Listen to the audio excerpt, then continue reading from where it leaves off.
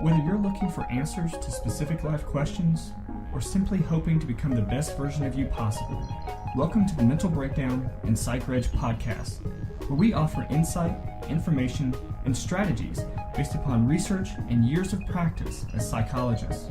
So sit back, have a listen, and get connected with our hosts, Dr. Berney Wilkinson and Dr. Richard Marshall.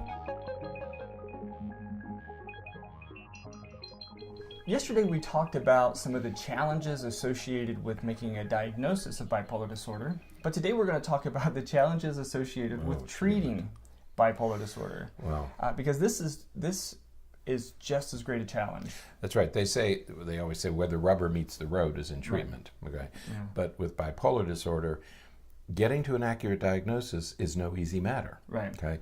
And because diagnosis drives treatment, right, and you need an accurate diagnosis in order to get the right intervention, right, these two things have to be carefully done, right, over a period of time. Right, and I think that's a critical point, because as we get into this conversation about treatment, mm-hmm, we have to begin with the assumption of an accurate diagnosis. Right. Many times, people who have been diagnosed with bipolar disorder will talk about circumstances, we'll talk about experiences where treatment works well for a short period of time and then just stops working.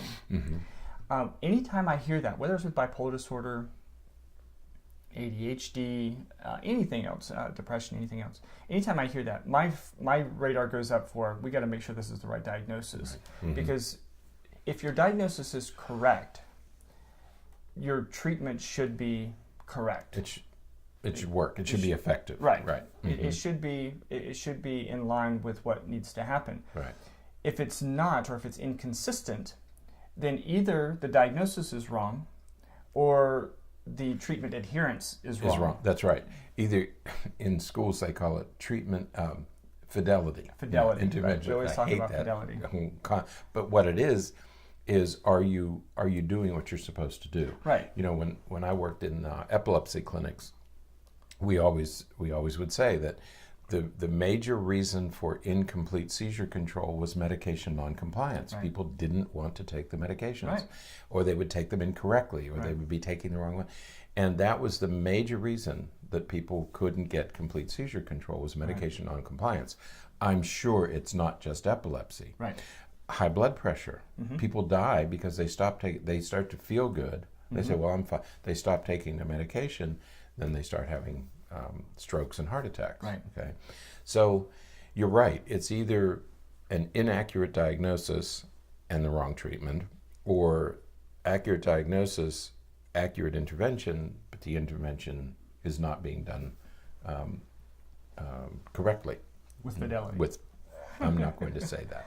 I don't know why they refer to it that way, but it's their treatment adherence is incomplete. Treatment compliance is absolutely essential. Right. Mm-hmm. So we're going to, as we get into this discussion of treatment, we're going to begin with the assumption that we have an accurate diagnosis, that it's not a medical condition like hyperthyroidism, right, or some other neurological disorder or anything like that.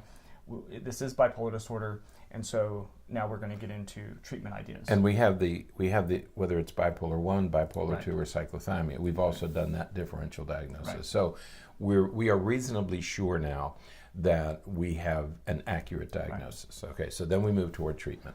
Mm-hmm. Right.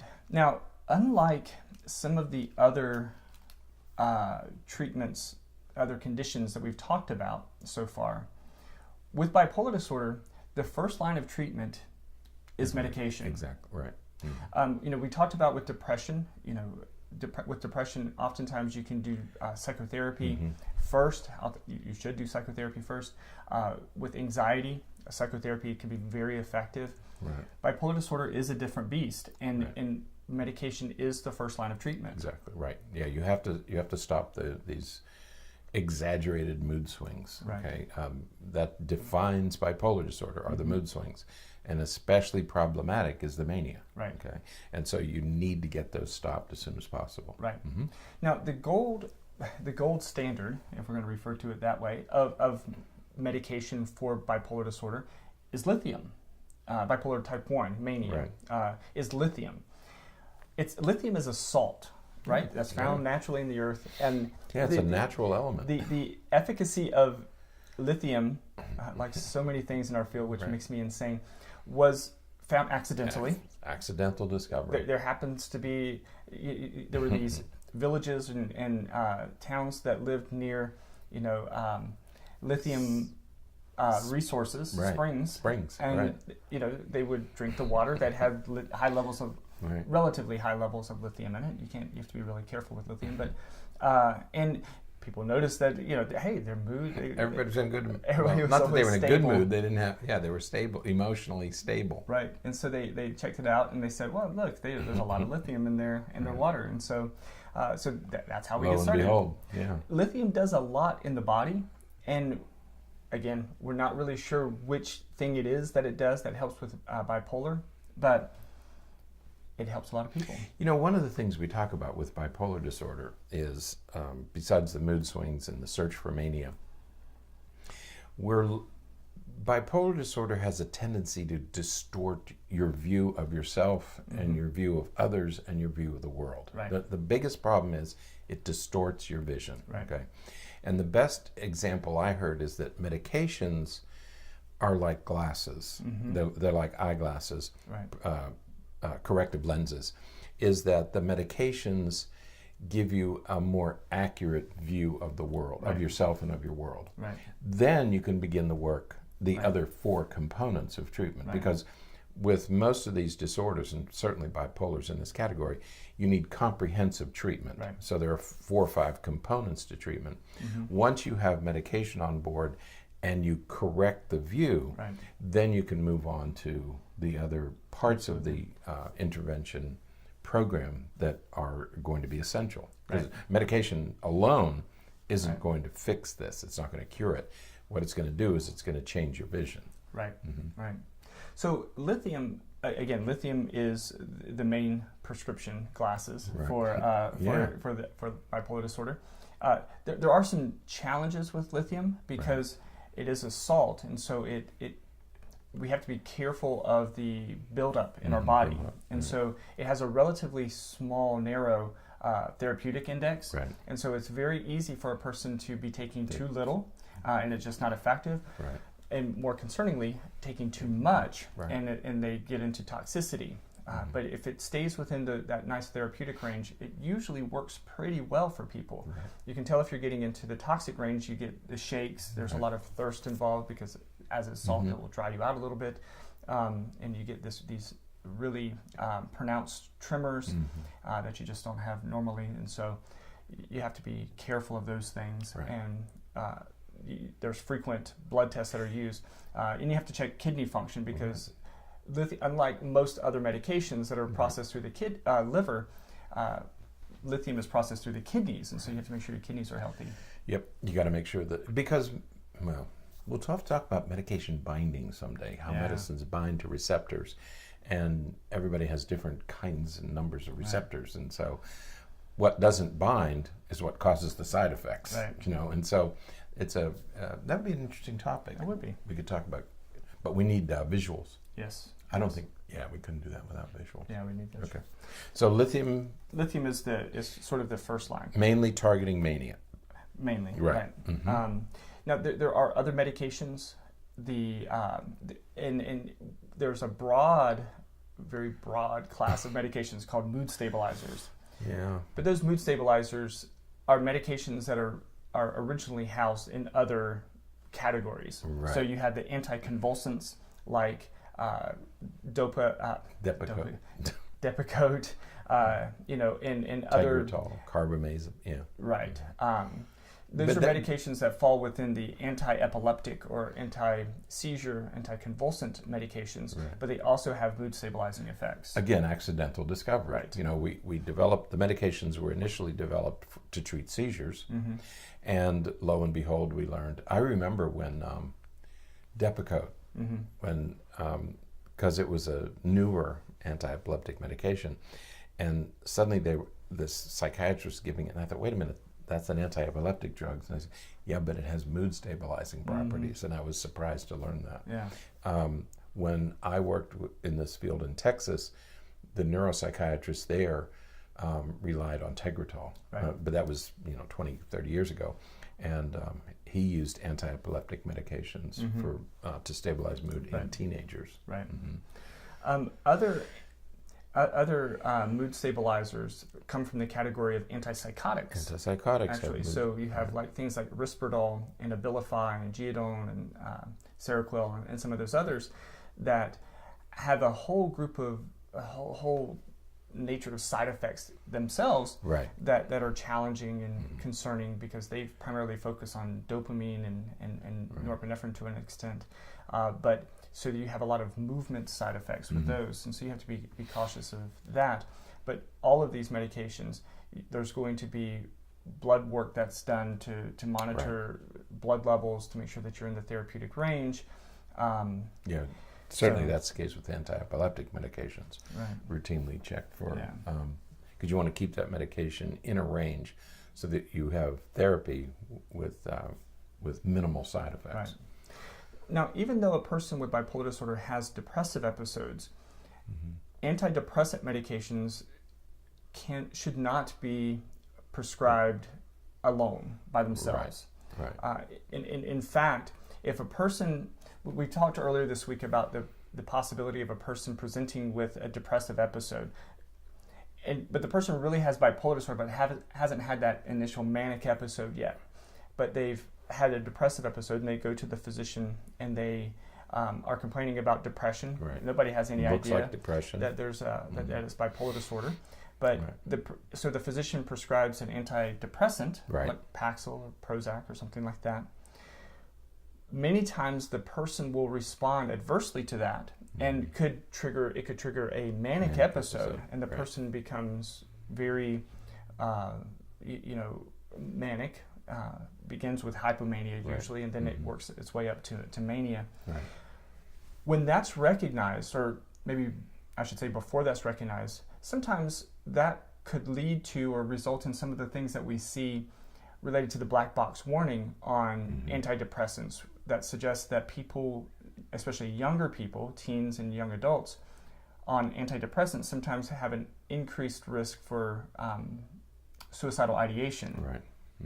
There are some who propose the idea that that's because they're misdiagnosed, unknowingly misdiagnosed with with depression when they really have bipolar disorder, and the treatment is just wrong.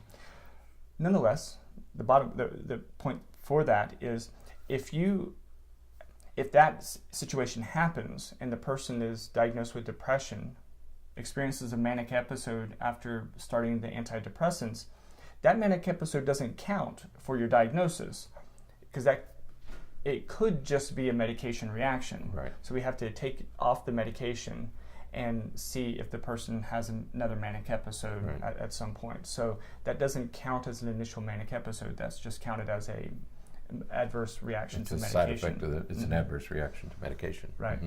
So although antidepressants can't be used in isolation, they can be and often are used in conjunction with, or what they would call concomitant, with a mood stabilizer.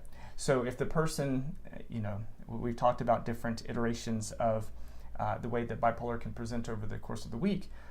But if a person has bipolar disorder, but it has only had one manic episode, one or two, just a few manic episodes, but is recurringly depressed, the physician will often put them on a mood stabilizer like Depakote or something like that, but also an antidepressant to treat the depression. So the Depakote sort of keeps the mania at bay while the antidepressant can get in to work on the depression.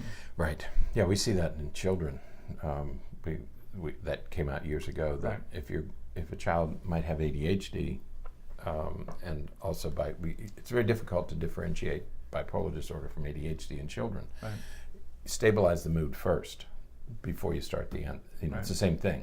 Stabilize the mood first before you start stimulants, because stimulants do the same thing as antidepressants.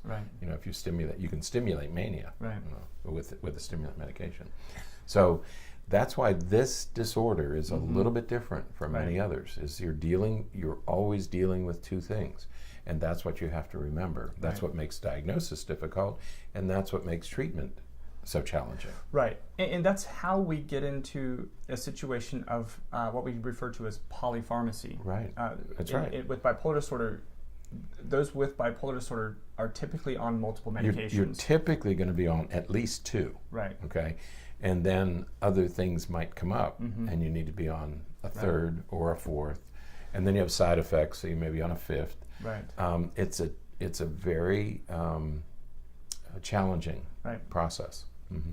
Now, as we get into the other 4 aspects of treatment, one's awareness and participation in these other forms of treatment can help reduce the number of medications that are necessary. Right. It is not likely to reduce or eliminate the need for medication. Right. You probably still need medication, but it can help reduce the number of medications or the dosage of medications that you have to take. That's right. This is one of those disorders. There are a few others, but this is one of those disorders where patient and family participation are critical and have a profound effect on treatment efficacy. Because if the patient is engaged and involved, outcome is going to be much better. Right. We're going to talk about those other. For example, the easiest example is if you have bipolar disorder and a substance abuse problem, it's going to complicate things far beyond anybody's ability to get effective treatment. Absolutely. Okay? And so anything else that's added to the picture is going to complicate things, and it may complicate them beyond the point beyond treatment effectiveness. Right. Yeah, so you have to, well, as we talked about earlier and you just mentioned, there's a constant monitoring for substance abuse and treatment adherence and all of that. And it's critical that family is involved for that reason. Families have to be involved in this. Right. I mean, you can't leave your family out of this treatment picture. Right. You just can't. So as we look at, as we leave medication, so medication is going to be a staple. It's going to be, unfortunately, it's going to be necessary. The other 4, in my mind, these other 4 overlap considerably because they're all part of or all should be part of the psychotherapeutic process in my mind. And those other 4 are psychotherapy, education, lifestyle management, and support. They are distinct, but I think that all of them can be sort of fostered through the therapeutic process. Right. Would you agree? Yeah. Right. So in psychotherapy, with those with bipolar disorder, the focus is not too dissimilar from what we focus on in depression. You know, you have to look at those thoughts because the depressive episodes, you're still going to have those cognitive distortions with depressive episodes, but you're also going to have them with mania. You're going to have delusions of grandeur. You're going to have these beliefs that you can do all these things that you can't do, but you're going to believe that you can do them. So when you're in a manic episode, you're going to be far less capable of having the necessary insight to do something about it. Right. But nonetheless, we work to build those skills, build that insight, so that it can help deter manic episodes. That's right. Psychotherapy is going to focus on 4 things: relationships, because relationships are going to be problematic when you're going through these mood swings; managing stress, which we've talked about many times; managing mood regulation. Okay, and the last is lifestyle changes. Okay, so the psychotherapy is designed to manage your life better. Okay, you have got to get control of your life. I think the most important thing, once you get the proper medications on board, then the most important thing for a patient and the patient's family to do is to get your life under control. Avoid alcohol, avoid caffeine, eat properly, sleep properly, get into a good lifestyle, a healthy lifestyle, and because that will help manage everything else. It'll make the medications more effective. It'll reduce the need for some medications. If you have excellent sleep hygiene, maybe you won't have to go to some medication to help you sleep, which is what happens with many of these patients, is they have to And we hate to see it happen, but then if they're not sleeping properly, you have to then move into the benzodiazepines for sleep, Klonopin and those sorts of things.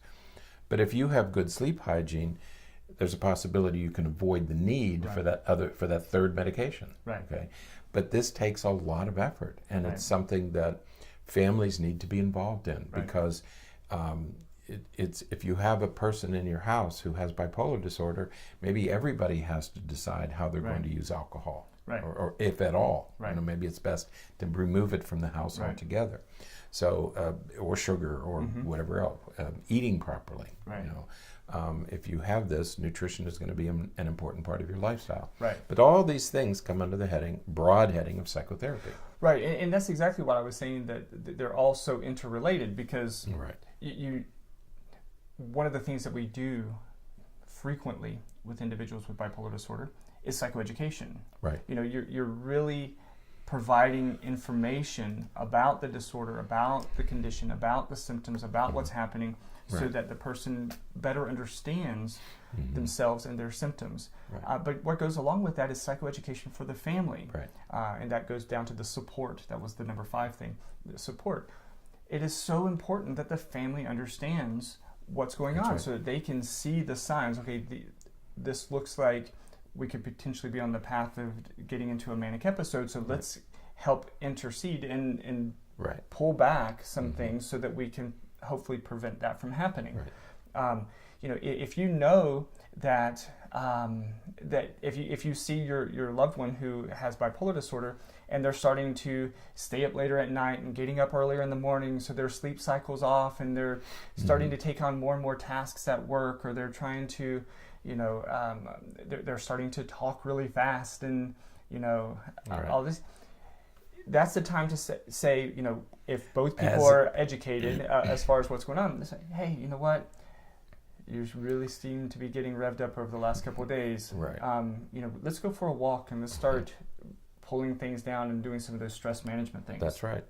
And if the family's involved in that, you can begin to intercede early before you hit a real manic episode. And it also prevents relationship issues. Exactly. I think that one of the most important populations, one of the most important groups that we don't do enough psychoeducation for in these circumstances are the kids. The kids, right. We don't inform the kids well enough for them to understand their bipolar parent. That's right. And they need, I can't tell you how many times I've worked with a teenager who's been brought in usually by a grandparent, who is angry and seems to be oppositional and confrontational and refuses to do things.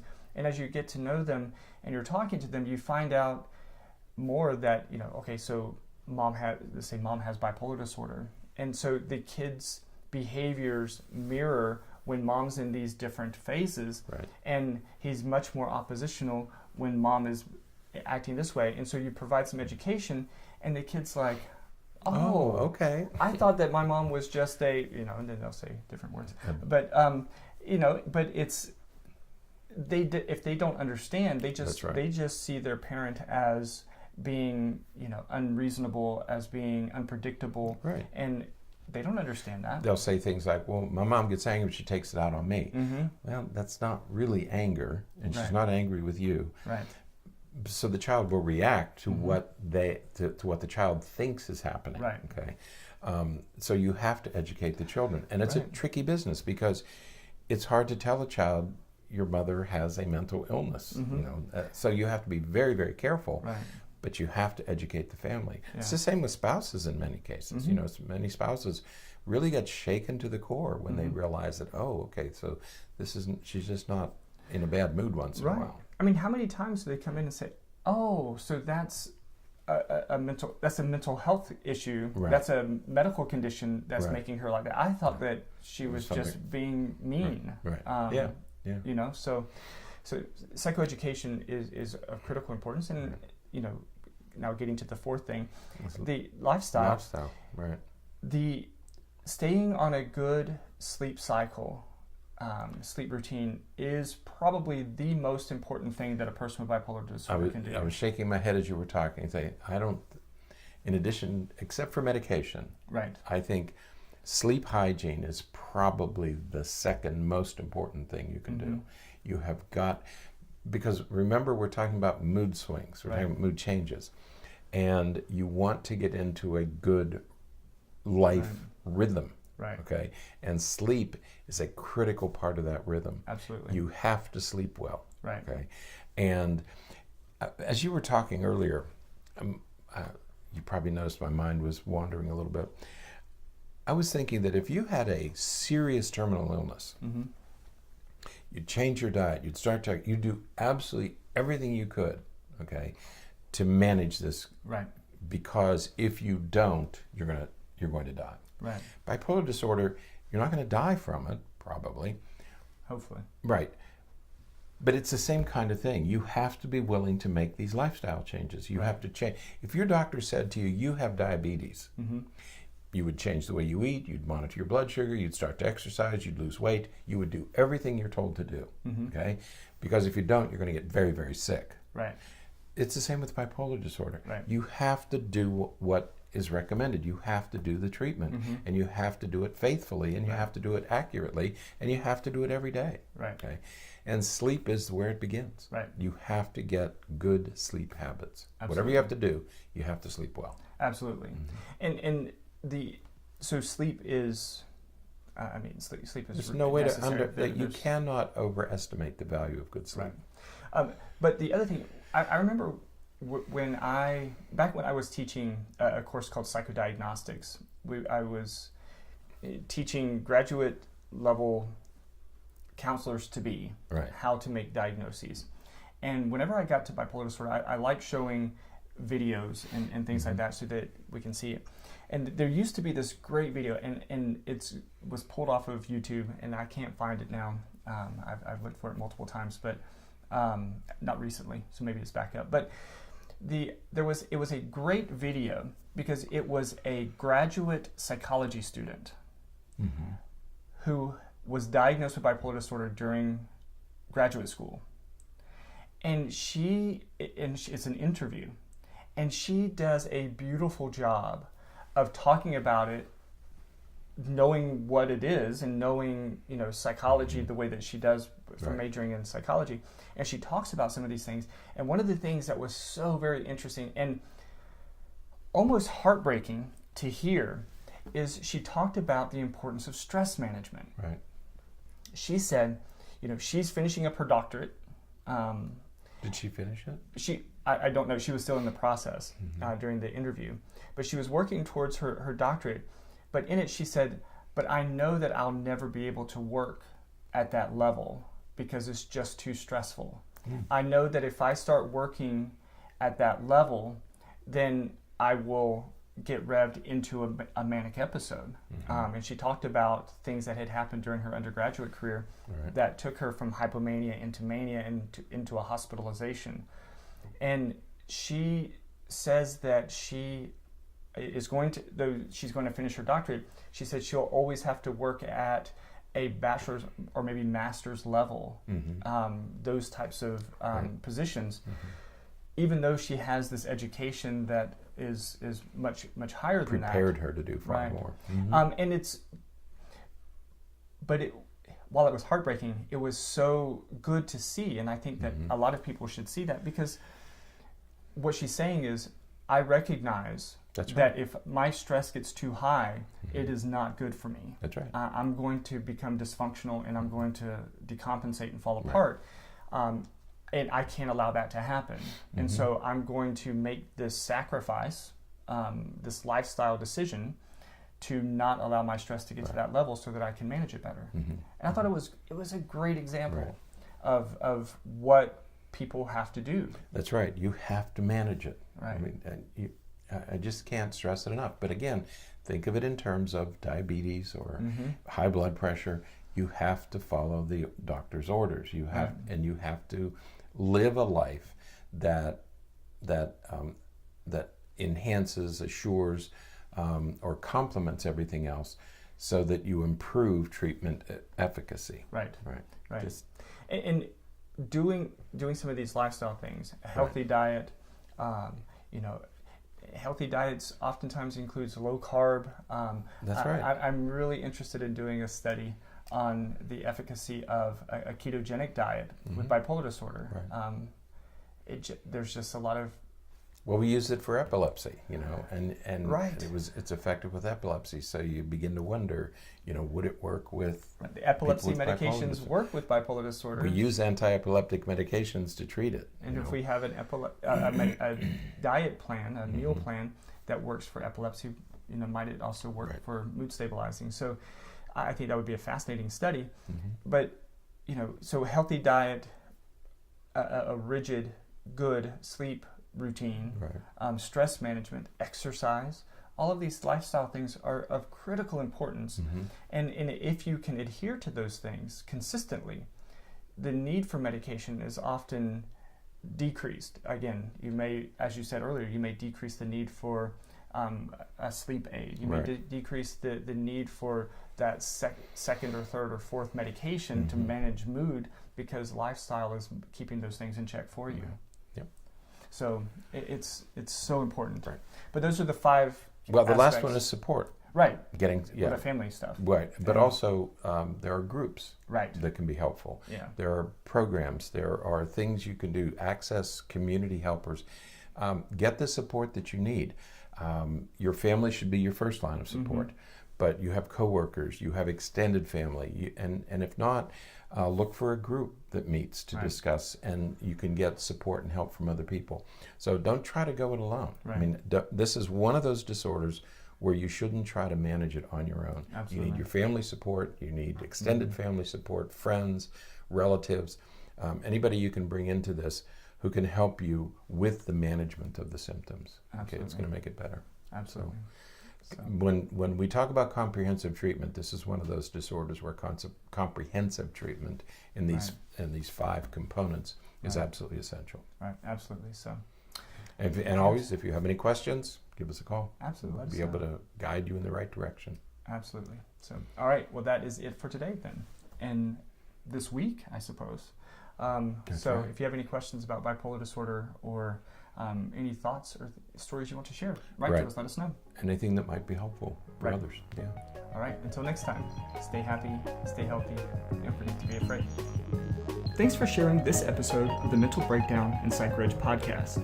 Be sure to check out the show notes for links to follow us on Twitter and subscribe to our YouTube channel, where you will find all of our previous podcasts and much more. We would be honored if you would become a patron through patreon.com, where any donation you can manage will go to the development and creation of more content. Just visit patreon.com/thementalbreakdown for more information. Thanks again for listening. Have an awesome day, and we look forward to being back in your feed tomorrow morning.